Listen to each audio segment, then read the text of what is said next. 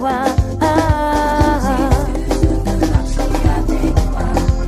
Mon Dieu, mon roi, je veux marcher avec toi, Jésus. Car de l'emboutement, de la sorcellerie, du filet de l'oiseleur, oui, de la pauvreté, éternelle.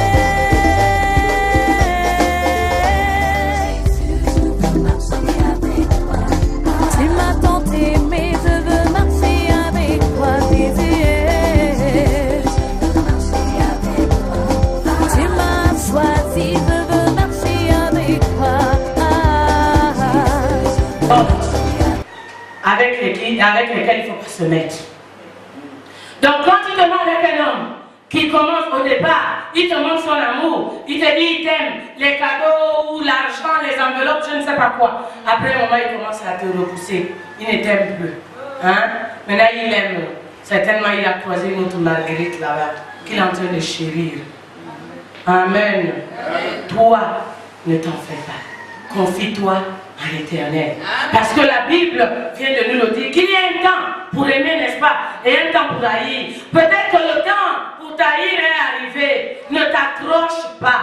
Parce que tu ne sais pas ce qui t'attend devant. Tu ne sais pas ce qui t'est réservé devant. Certainement Dieu a prévu une saison de visitation divine pour toi. Attends ton temps arrive. Amen. Amen.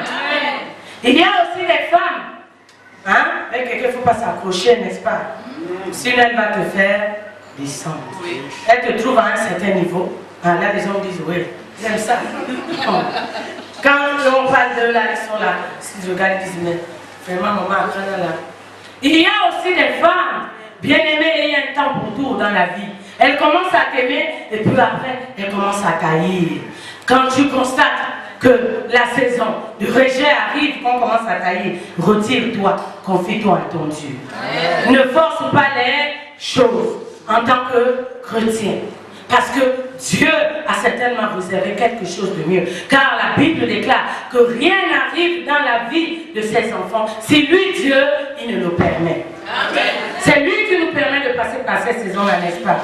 Alors ne t'accroche pas parce que tu as peur de ce que les autres vont dire. On m'a vu avec Jean l'année dernière. Non, on m'a vu avec Jean il y a 5 ans. Bon, là, il y a 2 ans, j'ai quitté Jean. Là, maintenant, on me voit avec Paul. Bon, pas mon Paul, hein.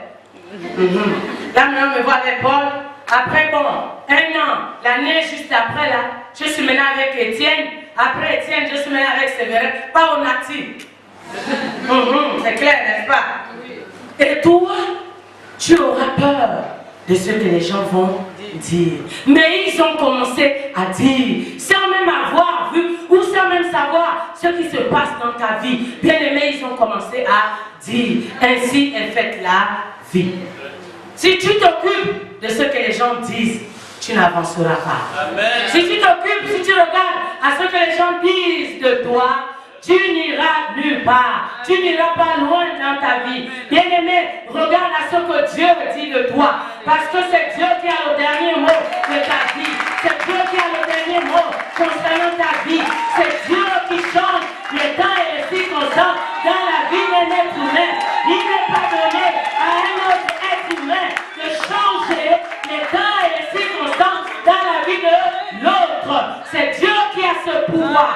C'est Dieu seul qui a ce dernier mot. Alors ne regarde pas ce que les gens disent. Quel que soit ce que tu traverses, quelle que soit la saison par laquelle tu passes, tourne-toi vers Dieu. Parce que tous, nous faisons des erreurs. Mais ce n'est pas une erreur parce que la Bible le dit dans Ecclésiaste chapitre 3, à partir du verset 1, il y a un temps pour toutes choses sous la terre. Donc chacun de nous est appelé à traverser une certaine saison dans sa vie. Donc peu importe la saison que tu traverses, sache que Dieu est là. Il te regarde, il te voit, il attend que tu cries à lui, il attend que tu lèves les mains vers lui, il attend que tu te tournes vers lui, il attend que tu l'appelles en esprit et en vérité, il attend que tu l'évoques. Dieu attend que tu l'évoques pour qu'il intervienne, pour qu'il écoute la saison de l'affliction et de la souffrance dans ta vie. jamais. Amen. Puis encore, ceux qui se confient au Père. Ceux qui se confient au Père. Moi, je me confie à mon Dieu, en lui point de main, car il est fidèle dans ses promesses. Je me confie à mon Dieu, en lui point de main, car il est fidèle dans ses promesses. Loué, loué, loué l'agneau, car il est fidèle.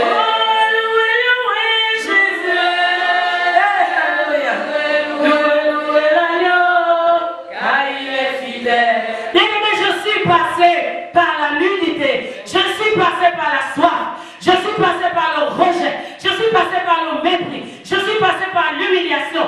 Moi, à Canal le Messie, j'ai porté le propre comme un vêtement, mais je ne me suis pas confié à un homme, parce que quand j'ai regardé l'attitude des hommes face à ce que moi je traversais, j'ai dit non, il est mieux pour moi de me tourner vers mon Dieu, parce qu'il n'y a que Dieu qui va me blanchir, il n'y a que Dieu qui n'en a le péché pour lequel je suis accusé.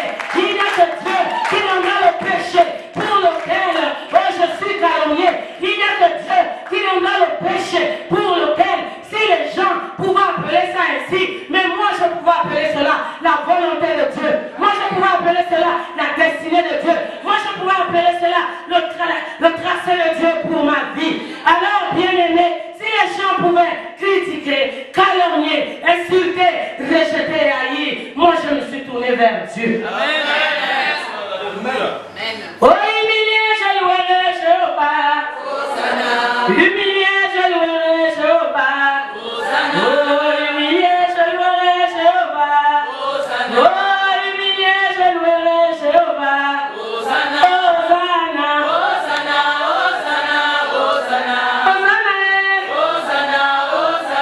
Hosanna. Consacré pour servir Jéhovah. Je suis consacré pour servir Jéhovah. Je suis consacré pour servir Jéhovah. Consacré pour servir Jéhovah. Consacré pour servir Jéhovah. C'est quand tu passes par la saison de l'affliction, par la saison du découragement, par la saison des critiques et des murmures, parce que soi-disant tu auras posé un acte qui est contraire à ce que les gens pensent que cet acte-là est contraire à ce que toi tu devais faire. C'est quand tu passes par ces murmures-là, bien aimé, que moi j'appelle ça la saison de l'affliction et de la souffrance. Tourne-toi vers ton Dieu. Amen. Au lieu de critiquer Dieu, quand tu passes par la saison de la sécheresse, il n'y a rien dans ta maison. Pas d'argent. Tout l'argent passe par les dettes, n'est-ce pas? Passe dans les dettes. Il n'y a pas d'argent pour se nourrir, il n'y a pas d'argent pour s'habiller. Alors la sécheresse financière appelle la soif, appelle la faim, appelle la nudité, parce que même les enfants, tu ne peux plus les habiller. Amen. Amen. Tourne-toi vers ton Dieu, n'est-ce pas? Amen. Parce qu'il n'y a que Dieu qui a le pouvoir de rendre cette saison-là courte comme ça. Amen. Or, si tu te tournes vers les hommes, même l'Union est petite. Même Gabon Télévision est petit. Même TV Congo ça est petit. Même Facebook est petit. Amen. Amen. Même Facebook est petit. Je vous assure. Amen. Parce qu'ils vont rallonger cette saison-là. Il y en a qui aiment aller fouiller les poubelles dans la vie des autres. Il y en a qui aiment aller fouiller les poubelles. Comme à l'habitude de le dire, autant pour moi, papa a payé. Il y en a qui aiment aller fouiller les poubelles dans la vie des autres. Il suffit que tu viennes lui dire, bon, là où tu la vois là, elle me doit. Elle me doit 200 000. Oh, toi aussi elle te doit. Mais attends, toi aussi. Tu aurais pu m'en parler. Elle doit aussi à Chantal. Toi, elle te doit 200 000. À Chantal, elle lui doit 350 000. Et puis ils vont rallonger la dette comme ça, au fur et à mesure. Ça va se retrouver chez tous tes créanciers. Et tu seras coincé. La Bible dit ne devait rien à personne si ce n'est l'amour, n'est-ce pas? Mais quand tu vas chez toi, si tu dois à ton frère, va trouver ton frère. Dis à ton frère ou ta soeur, excuse-moi, je passe par une saison difficile. Je te dois de l'argent. Mais s'il te plaît, attends, je te paierai. Je te paierai ta dette. Comme ça s'arrête entre toi et ta soeur ou entre toi et ton frère. Et toi, frère ou toi, soeur, vers qui l'autre vient solliciter ta clémence, attends. Ne fais pas en sorte que la dette de l'autre devienne, la créance de l'autre vis-à-vis de toi devienne un vêtement pour elle. La créance peut devenir un vêtement pour quelqu'un, n'est-ce pas? Oui. Quand on commence à en parler, quand vous la voyez, elle doit. Maman Canal, il ne faut pas suivre. Elles sont fortes pour porter les grandes tournées, les hauts talons. Ils doivent aux gens. Amen. Moi, quand quelqu'un me dit, tu me dis, oh, mais doigts, je dis, mais attends, même les États doivent au FMI. Donc, avant de au FMI, n'est-ce pas? Ils emploient de l'argent pour partir. À Banque africaine de développement, Fonds monétaire international. Ce sont des dettes, n'est-ce pas? Si déjà un État doit, à plus forte raison, moi, un être humain qui dépend de cet État-là, comment veux-tu? Que veux-tu que je fasse? Je suis obligé aussi d'emprunter, comme mon État emprunte. Et puis au moment venu, je te rendrai ton argent, je rendrai ta créance, n'est-ce pas? Amen. Parce que quand tu es en train de parler de cette créance, bien aimé, tu fais porter le vêtement de la créance à l'autre. Elle ne pourra pas s'en sortir. Cette personne-là ne pourra pas s'en sortir pour te donner, pour te rembourser cette dette-là. Attends patiemment, attends calmement. Et Dieu lui fera grâce pour qu'elle vienne te payer ta dette. Or, si à cause de tes paroles, la dette est allongée, mais tu n'auras rien. Moi aussi, je vais m'asseoir en gars. Je dis, attends, quand Dieu va me visiter, comme ça je vais te donner. Puisque tu en parles maintenant tout le temps. Amen. Amen. Quand tu traverses, bien-aimé, la saison de l'affliction n'est pas le temps de se vexer et faire des histoires à tout le monde. La saison d'affliction n'est pas le moment de se vexer et de faire des problèmes à tout le monde. Il y en a quand ils ont des problèmes, tout le monde doit savoir qu'ils ont des problèmes. Tout le monde doit savoir qu'ils ont des problèmes. Quand ils passent à la télé.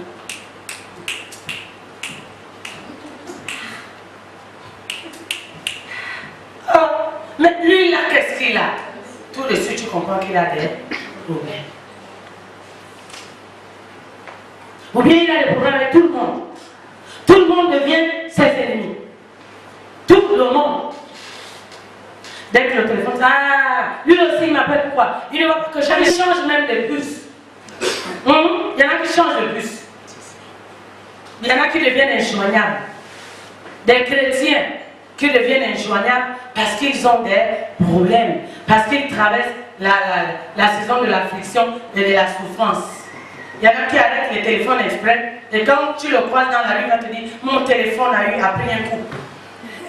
Alors qu'il a bien le téléphone dans le sac. Mais parce qu'il ne veut pas être joignable. Il a maintenant des problèmes avec tout le monde. Tout le monde. Ce n'est pas le temps d'apporter vos problèmes là où il n'y a pas de solution. La saison de l'affliction et de la souffrance n'est pas le moment où il faut apporter ton problème là où il n'y a pas de solution. Là où il n'y a pas de solution, c'est chez qui? Chez ton frère, ta soeur, je ne sais qui. Au contraire, là-bas, tu n'auras pas de solution, mais tu auras de plus en plus de bilangoum. Tu auras de plus en plus de bilangoum parce que tu seras allé te confier là où il ne fallait pas. Va trouver ton pasteur. Va te confier à ton pasteur. À défaut de ton pasteur, confie-toi en Dieu. Confie-toi à Dieu, bien-aimé. Parle à Dieu. Crie à Dieu. Il est le seul qui peut te répondre. Dieu est le seul qui peut te répondre, qui peut te donner une réponse qui va réjouir ton cœur, malgré le temps de l'affliction et de la souffrance. Amen. Malgré le temps de l'affliction et de la souffrance. malgré le temps de rejet, malgré le temps de rejet, il y a des parents qui nous rejettent, n'est-ce pas? Il y en a qui sont rejetés par leurs parents. Quand quelqu'un te rejette, je suis venue te dire ce matin que quand une personne te rejette, sache que c'est là où commence même ta véritable et sincère relation avec Dieu. Parce que Dieu ne peut pas te contrôler, Dieu ne peut pas être avec toi quand tu es tiraillé. Tu es chez Claude, tu es chez Annie, tu es chez... Non, tu es partout, on te voit partout. Tu as trop d'amis. Dieu n'a pas sa place. Donc ce moment où tu es rejeté là, que Dieu lui l'attend, que tu t'approches, que Dieu lui attend, que tu te tournes vers lui, que Dieu il attend, que tu l'invoques, que Dieu il attend, bien-aimé, que tu lui donnes tout ton chapelet, tu lui dis tout ton chapelet de problèmes, tout ton chapelet de projets, n'est-ce pas? Dieu attend, il te regarde. Pendant que tu vas aller sonner le pont, il y en a qui te le confient même au bureau. Dans nos bureaux, là, nos administrations, là, dans nos bureaux, la profession. Là. Moi, je peux me confier à une amie, bien à une collègue, jamais. Il s'agit de ma vie, n'est-ce pas? Il s'agit de ma vie. Et surtout, si cette personne n'est pas dans la même église que toi, que veux-tu qu'elle te dise? C'est le constat direct, n'est-ce pas?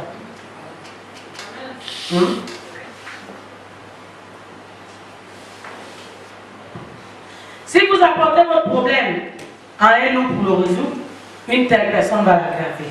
C'est ce que je venais de dire. Si tu apportes ton problème à un loup, il va l'aggraver. Imagine un frère en Christ à l'église, l'ancien de l'église, n'est-ce pas? Tu ne sais pas ce qui se passe dans sa maison. Toi, tu as des problèmes avec ta femme. Tout le temps, tout le temps. Tout le temps. Le jour où tu te lèves pour dire non, je vais aller voir un peu l'ancien. Quand tu arrives, l'ancien et la femme sont debout. L'ancien, la main est comme ça. Prêt à frapper sa femme. C'est l'ancien de l'église. Toi, tu n'imaginais pas trouver l'ancien dans cette position-là. Qu'est-ce que tu vas faire? Qu'est-ce que tu vas dire? Tu repars à la maison. Tu te dis, oh mon Dieu. Donc ce que je vis là, l'ancien aussi vit la même chose. Non, donc autant me tourner vers Dieu. Celui-là qui peut corriger mon comportement, celui-là qui peut corriger mon caractère, celui-là qui peut changer l'histoire de ma vie. Parce que je suis allé chez l'ancien, j'ai trouvé l'ancien dans une position pire que la mienne. Parce que toi et ta femme, certainement, vous arrêtez aux disputes, aux chamailleries. Mais quand tu arrives, l'ancien n'a peut-être pas de portail chez lui. Tu arrives à la terrasse, la porte est ouverte. Dès que tu pousses la porte, l'ancien a la main comme ça. Maman ancienne est là, comme ça. Et puis l'ancienne, lui, il a la main comme ça. Il veut venir. Tout de suite, tu t'arrêtes, stop. Tu es statue. Comment on dit statue? Tu t'arrêtes là. Tu dis, mais mon Dieu. Mais donc l'ancien vit pire que ce que moi je vis. C'est une façon de dire que nous avons tous les mêmes problèmes. Nous traversons tous les mêmes saisons de difficultés, de rejet, de mépris et de souffrance. Donc tourne-toi vers Dieu. Quand tu traverses la saison de l'affliction, du rejet, du mépris, de l'abandon, n'est-ce pas? De l'abandon. Au lieu de te plaindre, les choses de mon corps, les choses de mon corps. Tout de suite, je viens de sortir de ce problème. Voilà un autre problème qui arrive. Mais Dieu le permet pour te rendre plus fort. Dieu permet tout ça, bien aimé, pour t'enseigner et pour te rendre plus fort et plus solide. Amen. Amen. Amen. Amen. 2 Corinthiens, chapitre 4, au verset 8 à 10, il est écrit. Nous sommes pressés de toute manière, mais non réduits à l'extrémité. Amen. Amen.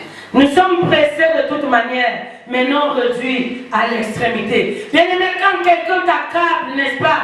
Quand quelqu'un te fait du tort, quand une personne te fait mal, pense te détruire, la Bible dit que nous sommes pressés de toute manière, mais nous ne sommes pas réduits à l'extrémité. C'est-à-dire que nous ne sommes pas détruits. Quand bien même tu passes par la douleur, quand bien même tu passes par la souffrance, par la souffrance qui est causée par l'acte ou bien par le comportement d'un être cher, parce que tu ne t'y attendais pas, ou bien par ce que toi-même tu es allé chercher, parce que les choix que nous faisons, les conséquences sont fixées. Les choix que nous faisons, les conséquences sont fixées. Tu voulais te marier, n'est-ce pas? Aujourd'hui, tu es dans un mariage qui ne te prend pas par le cou, mais qui te prend par les pieds. Vraiment. Oui? Amen. Parce que tu voulais te marier. Tu voulais à tout prix te marier. Tu voulais à tout prix porter la bague. Tu es maintenant pressé dans ce foyer-là. Tu es pressé. Tu ne sais plus par où sortir. Tu ne sais plus quelle porte emprunter par pour t'en aller. Oh bien-aimé, c'est ton choix. Tu subis ton choix et tu restes. Amen. Parce que le choix que nous faisons, C'est le choix que c'est. nous assumons les conséquences. Ah non, maman. Tu es célibataire. On te dit, attends le temps de Dieu. Dieu va choisir pour toi. Mais toi, tu cours pressé. Pressé. Ah, nos enfants. Moi, vraiment. Attends le choix de Dieu. Attends le temps de Dieu. Parce que Dieu a un temps pour chacun de nous dans sa vie. Tout n'est pas rose. Ce n'est pas parce que sur le temps de Dieu, le choix de Dieu, que vous avez dit que tout sera rose comme la cerise, n'est-ce pas? Non. Il y a des hauts et des bas. Mais comme Dieu est au centre, Dieu t'accordera la paix pour traverser quelle que soit l'épreuve dans le foyer dont lui il est l'auteur. Dans un foyer dont Dieu est l'auteur, bien aimé, à un moment donné, tu vas planer. Il n'y aura que la paix. Je sais de quoi je parle. Il n'y aura que la paix. Ton mari deviendra papa bonheur. Il deviendra ton papa bonheur. Il deviendra ton père Noël. Petit papa Noël, comme attendent les enfants là. Mais toi, il est ton papa Noël à tout le temps et à tout moment. Pourquoi? Parce que Dieu a déposé sa marque. Ce que les gens ont pensé que c'était hors, mais Dieu lui-même, il était là, il était au centre. Les filles, regardez-moi, pas attendre. Il est vrai que je ne suis pas venu, non, mais à un moment donné, Dieu avait dit stop. Il faut attendre le temps de Dieu. Et ce que Dieu donne n'est pas facile. Dieu te prépare. Dieu te fait passer par cette saison-là de l'affliction et de la souffrance. N'est-ce pas que c'est Marie-Jeanne? Amen, amen. La pluie sous la pluie, tu es là. La faim, tu es là. La soif, tu es là. La nudité, tu es là. La sécheresse, tu es là. Mais tout en te confiant en Dieu. Bien aimé, si tu te confies à Dieu, ce Dieu-là, il va étendre son bras puissant pour te sortir de quelle que soit la saison que tu traverses. Amen. Dieu n'abandonne jamais. Il ne délaisse jamais. Amen. Amen. Nous sommes pressés de toute manière, mais non réduits à l'extrémité. Aucune souffrance, aucune affliction ne peut nous réduire à l'extrémité. Aucune souffrance, aucune affliction, aucune épreuve ne peut nous détruire. Parce que Dieu est le chef-d'œuvre de nos vies. Il est le chef-d'œuvre de nos vies, bien-aimés. Dieu veille sur nous. Dieu veille sur nos projets. Dieu veille sur nos enfants. Il veille sur la paix. Il veille sur ton cœur. Il veille sur ta paix. Il veille sur ta joie. Alors aucune épreuve ne peut te presser ou ne peut te détruire. Amen. Parce que Dieu est l'artisan de ta vie. Amen. Dieu est l'artisan de ta vie. Il est au contrôle de ta vie. Il est au contrôle de tes proches. Aucune épreuve, Dieu ne peut pas te laisser être supporté. Dieu ne peut pas te laisser supporter ce que toi, tu ne peux supporter jusqu'au-delà de ce que tu ne peux vivre. Dieu va toujours intervenir. Quand il verra que tu es déjà arrivé au bout, que tu n'en peux plus, bien aimé,